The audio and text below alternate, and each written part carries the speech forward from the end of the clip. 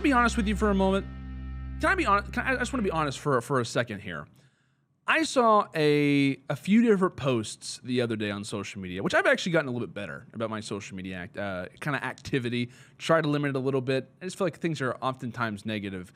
And whenever I went on Twitter the other day, I saw something that made me very angry. I saw something that kind of made me frustrated in terms of the reactions to a rumor that previous Gears of War professional, current COD aspiring pro player, Mental, previously of teams like UIU, Optic Gaming, etc., 22-time Gears of War champion, could in fact be signed to the Los Angeles Guerrillas as a substitute. And essentially what I saw was, due to this rumor that came out from Crone or Intel Call of Duty, I saw a lot of amateur players replying to this rumor, talking on how it is not deserved, talking on how it is not fair. It's not fair for players who have been in the challenger scene, who now kind of their lives get more difficult coming into next year, which is not doubted by any means, by the way. How it is not fair for a player like that to kind of step into COD in his first year and manage to be signed with the team. And so I want to talk on this because I want to say that I understand both parties. I understand where everybody is coming from in this scenario, and I want to talk on why I don't believe that it's actually justified. So I want to talk on first, amateur player, challenger player frustration. I get it, right? I am under the aware, or I'll say this, I am aware of what exactly is going on between the shift of year one of the CDL and now into year two of the CDL, right? 5v5 to 4v4. For those that aren't aware, we lose 12 starters. Where do those 12 starters go? Well, where do all of these substitutes that maybe aren't going to be used for this season, where do they go?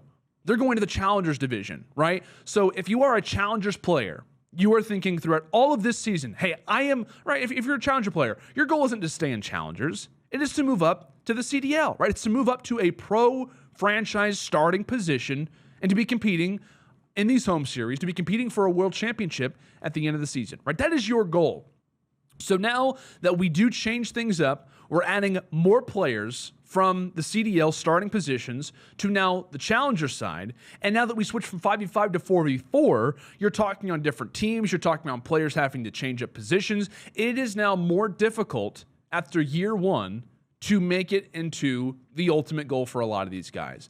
So again, I understand where this frustration is coming from, because you're talking on guys who have been grinding, guys who have been putting in all kinds of hard work, guys who have had to endure all kinds of crazy roster change periods. And for people that think, oh my gosh, the CDL is crazy when it comes to roster changes sometimes, be my guest and take a look at the challenger side, because it is a roller coaster, even at the top level, for players to try and stay afloat. I mean, after events, right, after these challenger series, after just, home series for these guys, massive changes to rosters. I mean, it would be surprising if a guy stayed on 2 to 3 teams in the entire season. And that is how much kind of transfer that we see amongst that scene. And so I want to address this question, this kind of talking point, this frustration that is coming from the challenger side for a lot of players, not all of them, but a lot of players that are talking on this guy Mental and saying, should he be signed, right? Does he deserve the ability to be signed to the LA Guerrillas as a substitute? Now, I don't like to talk on like, oh, does this player really deserve this? Because it's just kind of an odd comment to really discuss. But I will say this, I will kind of answer this question even though I don't really like to. Is it fair? Simple answer is yes. Now, the reason why it is fair, and I want to be clear on this one. First off, not that this really matters, but it kind of does in retrospect. First off, this guy in Mental is not just any other console pro, right? We are talking on one of the greatest Gears of War players of all time. A 22-time Gears champion, has played on some of the greatest teams in Gears of War history, has been a top player, and is at the top of his game right now. Second, right? I guarantee you that after knowing this guy Mental, right, after knowing all of his skills and after knowing about his ability in the Gears of War scene, I guarantee you that a team isn't just going to look at all those accomplishments and just throw him a contract, right? If you are the Guerrillas in this situation, which it's rumored to be them, it could be any team, but just in general, based off of this rumor, if you are the Guerrillas, right, I'm not looking at those achievements and reading down the list and saying, okay, 22 championships, played for Optic, played for UIU, is currently a top player in the scene. Yeah, let me go and sign this and just hand. No, it's not going to work that way, right? It's not going to be a very simple task like that. I think that teams, organizations specifically, the Gorillas, they're going to watch, right? They are going to spectate. They are going to see exactly how this guy is transferring, right? People are acting like he's getting paid top dollar right after he tweeted this, which is not the case whatsoever, right? He wanted to pursue Call of Duty. He's made it known previously, and he's making it known now more than ever. Hey, I am going to do this now, right? I am jumping into this scene fully. And so last year, when players were being added to the bench strictly for media attention, I would get the argument then, and I still would get the argument right now, right? Players that were given positions that weren't even ever going to start, right? You could even look at, and no one really brought up this debate. I brought it up a few different times. Coaches being added to the bench, that could have been a challenger player. And I get the challenger. I get the way that certain pros couldn't play in the challenger. I get all that. But you get my point, right? I would understand this argument last season or in a few different instances last year. Listen, this is not that, right? This is not that same situation. Mental is being brought onto a team, possibly, for what could be an all-star talent, for what could be an unbelievable talent that we haven't seen before, right? They are signing him based on his potential. They're not signing him for social media followers. They're not signing him so that he can do some content, right? They're not doing it for that reason. Now, the story, for sure, is definitely there, but that is not the primary reason for why they are bringing him onto this team. It is a mixture of a few different things, but it's primarily because of the talent that he has expressed and shown in other games. And I want to bring this up because I've had the opportunity to talk to Shotzi on a few different occasions and talk to him about his quick transfer from Halo to Call of Duty. And I've talked to him most recently after the Dallas Empire's champs win, what that kind of meant for him. I asked him a question, and I asked him, and I said, hey, listen, Shotzi, after your quick transfer from Halo to COD, do you think that it is going to be easier for a franchise to essentially realize that a player who wants to switch over to COD, do you think that you've made it easier for that transfer, right, on both the player end and both the franchise end? And to put it simply, he said, yeah, I think so. I think that I have made it easier for a franchise and a player who is looking to transfer over to Call of Duty from a number of different games, right? Obviously, it can be PC, but we're primarily talking on console here. He believes that he has made it easier for that to happen. And when you look right at the recent history, Shotzi to be the most specific one, it has worked out well, right? A 2018 Halo World Champion, a 2020 Call of Duty World Champion. To go along with the World Championship title here he has in COD, he was also considered to be the MVP, right? The best player, the most valuable player in the entire CDL. And it has been 2 seasons. It's been 2 years between Halo and Call of Duty. First official year in COD, and he manages to do this. And we've seen this on a number of different occasions, right? It's not just Shotzi who has made this transition over. We've seen guys most recently like Frosty do it. Obviously, we know that Hook came back from playing COD to obviously going to Halo, coming back to COD.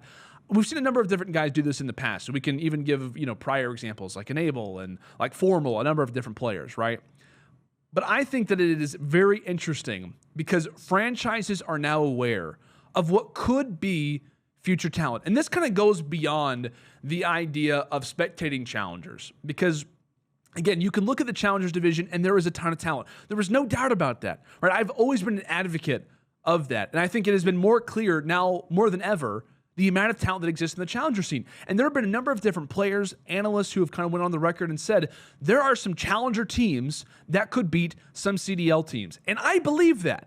I do. I believe that. So like I said, I understand the frustration from where this comes around, but you also do have to realize that there are some top tier players that do exist in other console esports that are a very interesting venture, and they're an interesting venture because of what we have seen previously, right? Shotzi has made it easier for players to make the transfer from other titles, from other console titles, now to Call of Duty because of not just the success that he has, but because of the mass amount of success that he has, becoming a world champion, becoming the rookie of the year, becoming the MVP of the season.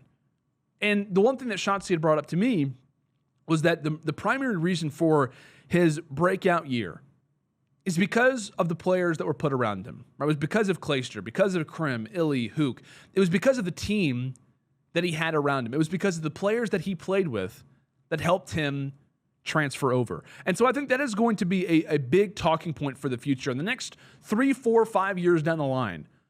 Because I don't see this trend ending, right? If we're talking about a number of different games, number of different console esports, I see this trend only going to continue, especially if the mental one works out. Or if we see mental transition over to the Gorillas, looks like a dominant player in the challenger scene, looks great for the Gorillas, maybe gets brought into the starting lineup. I don't see how this kind of fails, if you will. So again, I really don't like to talk on the idea of like, oh, does this player deserve an opportunity? But you have to realize, right, if we're talking about his skill in particular, he doesn't get this opportunity because of something other than grinding, right? Because he's grinded on Gears for such a long time, right? He's worked hard. He has put in the time, but just in another title. So to say that someone doesn't deserve an opportunity, well, you can't say it because the guy hasn't worked hard at the very least, because he has. And now he is transferring over to COD. I've seen him play in a number of different tournaments. I've seen him constantly playing with it in a number of different S&D events, played in the Throwback recently in Black Ops 4. The guy is working. And again, when you have someone like Shotzi who has kind of set up this path for other players to transfer over, you have to realize that this could be the case. So again, I understand the challenger frustration because again, you were getting a more difficult year than you had last season. And last season was very hard for a lot of guys, right? I get that. But you also have to realize that when a player of this caliber is stepping over to Call of Duty, it is not just another name, right? This guy in Mental has the ability to be a top player, I believe, in COD. If those skills do transfer over, much like Shotzi's did. There's a lot of people who questioned Shotzi when he was signed by the Dallas Empire. Think about that for a moment. I know that everyone's freaking out about a substitute on the Gorillas, but if you think about coming into franchising this past season, Shotzi was brought in by the Empire, a team with Crimsix, a team with Clayster, a team with Hook, if you want to really go the distance there. It was signed to one of the top franchises for what, according to Hastro, was one of the biggest investments, if not the biggest investment they have made in a player ever. And it worked out. So I don't see how someone can go on the record and say, oh, this isn't fair. I understand the frustration, again. But to say that he doesn't deserve it is crazy because of the talent that he has and the skill that possibly could transfer over. I like this move from the Gorillas. If they manage to make it work, I would honestly advise any team to take a look at players who are trying to make this transfer over. I've seen a few different Gears guys who are playing in Black Ops tournaments. I've seen Snakebite kind of go on the record and say, hey, maybe I'm going to try this thing out. Right? There's a lot of different players who are kind of throwing this out there and making the attempt. So again, the challenger players that are under this impression this isn't fair, get over it. It makes sense. It is something that I think is going to be beneficial for franchises for the future, and it wouldn't surprise me if we're having this exact same conversation months down the line, if not seasons down the line, because like I said, Call of Duty, it's clearly the place to be, and think about it, it is a one-time situation, right? I don't think that we're going to have a 4v4 to 3v3 thing happen in any time soon. So I think this is a one-time situation. It is a unique opportunity for someone like Mental to get a chance like this, and I think if he does seize the opportunity, if he does get the chance to be around players and kind of prove that talent, I think we're going to have this conversation not long from now.